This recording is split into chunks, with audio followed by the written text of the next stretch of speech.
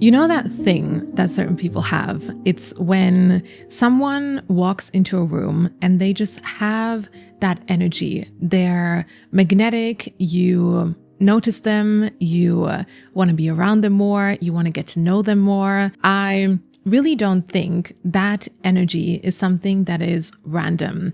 I don't think it's something that some people just have and other people don't have. I think it's something that anyone can cultivate. Now, I know on here, we talk a lot about how to be happy regardless of how other people perceive you, how to not care what other people think of you, how to build confidence from within. But today, I wanted to switch things up a little bit and talk about something that, if we're being honest, most of us care about as well. And that is how to be incredibly attractive, or more specifically, how to activate your most attractive energy. So in today's video, let's talk about what makes someone instantly attractive, the small but very powerful shifts that really make the difference, and most importantly, how you can also start stepping into your most attractive self today. As always, if you enjoy my content, feel free to support it in some way, such as liking, commenting, or subscribing. Your support is so appreciated. And also, you can download my free 12-minute anxiety release guided meditation in the link below. Okay, so I think the first most important step to becoming your most attractive self is to realize that being authentic doesn't always make you attractive. And let me explain what I mean by that. I feel the most common advice that people give when it comes to how to be more attractive is that we're told to just be ourselves. Like, just be yourself, be your most authentic self, don't care what other people think of you, and that's how you're going to become so attractive.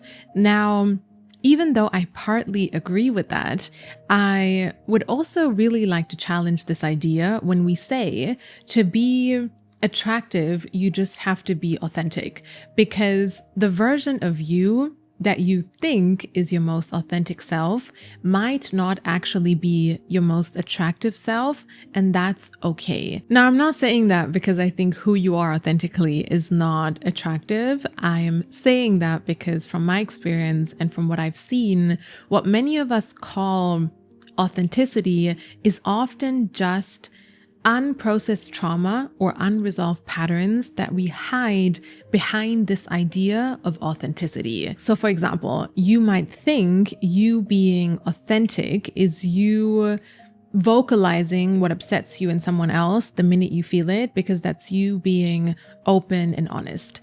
Or you might think you being authentic is you sharing personal details about your life with people super fast, because that's you being real and not caring what other people think of you.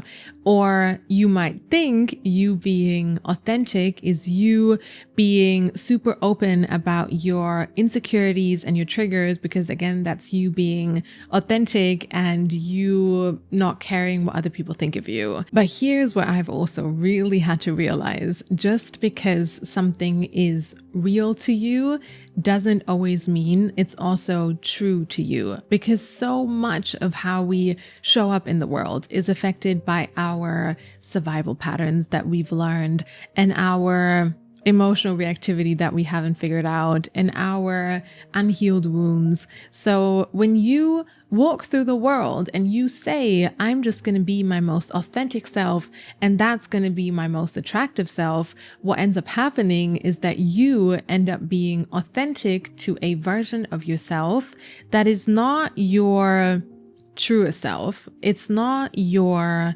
best self. It's also not your most attractive self.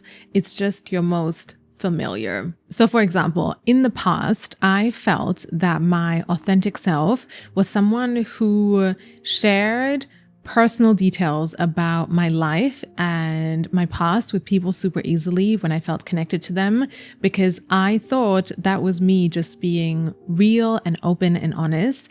And now looking back, I can see that was not my most authentic self. That was just me not knowing how to cope with the things that I'd gone through. Or for a while, I thought my most authentic self was someone who was super independent, someone who didn't need anyone, someone who could do everything on her own, when in reality, that was not my most authentic self.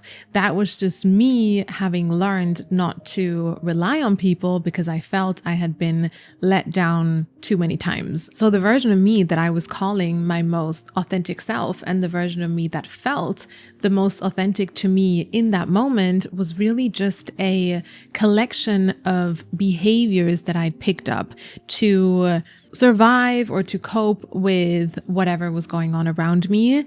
And even though I have so much compassion for that version of me, I know that she was not my truest self, and she was definitely not my most magnetic or attractive self either. I think true authenticity and becoming your truest self, which will ultimately also be your most attractive self, is not about walking through the world and saying, this is who I've always been, and so this is who I'm going to continue to be, and then the world just owes me to perceive me as my most attractive self as I'm being that familiar version of me. That's not how it goes. I think true authenticity and stepping into your most attractive self is truly about saying, this is who I have consciously decided to be now that I know myself better. Two very, very different things. And then the other universal trait that I truly believe makes anyone instantly attractive is when you are comfortable in stillness. I truly believe this is one of the most attractive and magnetic energies that someone can carry.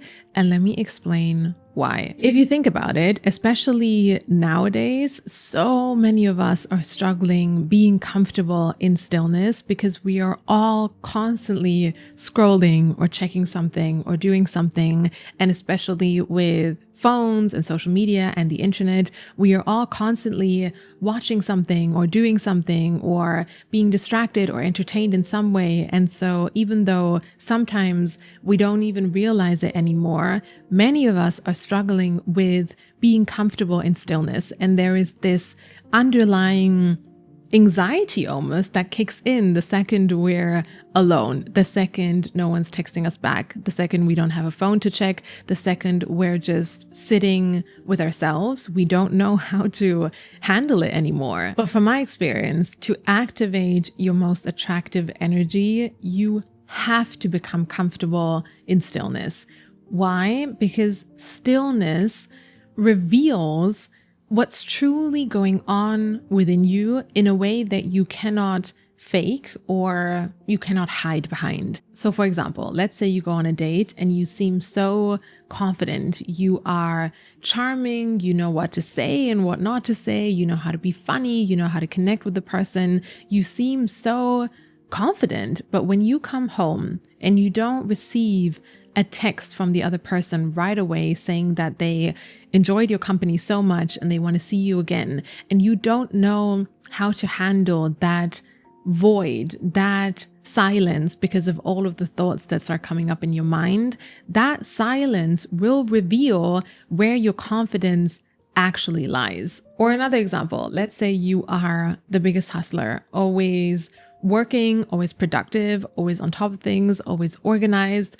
But when the weekend comes and you have nothing to continue to do for work and you don't know how to navigate spending time with yourself outside of the idea of being productive, and you don't know how to navigate that void and that stillness, then that silence will reveal things to you that you don't want to admit to yourself. And then you might think, but if I'm not comfortable in stillness and people don't see me in those moments of stillness when I'm alone anyways, then how would they know? But it's energy. It's all energy, and you carry that energy with you. When you are someone who is constantly trying to escape stillness in your own life, that is something that people feel. It is something that people notice. It's something that people see in the moment where you are instantly grabbing your phone because the conversation went quiet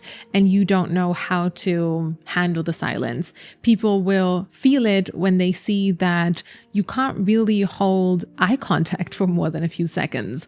People will feel it when they see you laughing too loud at a joke that's not actually funny because you wanted to avoid the awkward silence. But the opposite is also true. When you become someone who is comfortable in stillness, comfortable on your own, comfortable in those moments that people don't see. So you know how to just be, you know how to pause, you know how to breathe. People feel that also. You either being comfortable or not comfortable in stillness will reveal things to other people, such as how you feel about yourself and how confident you truly are, in a way where you don't even have to say anything or do anything. And so when you practice that being comfortable in stillness, that's that quiet confidence that people talk about that is just so attractive, and it's also rare nowadays. You guys, this is literally proof. This is literally proof that I don't place her there on purpose. She does this with her own free will, okay? I guess she either loves the camera or she loves you guys. I'm not sure which one of the two it is, but it's one of the two.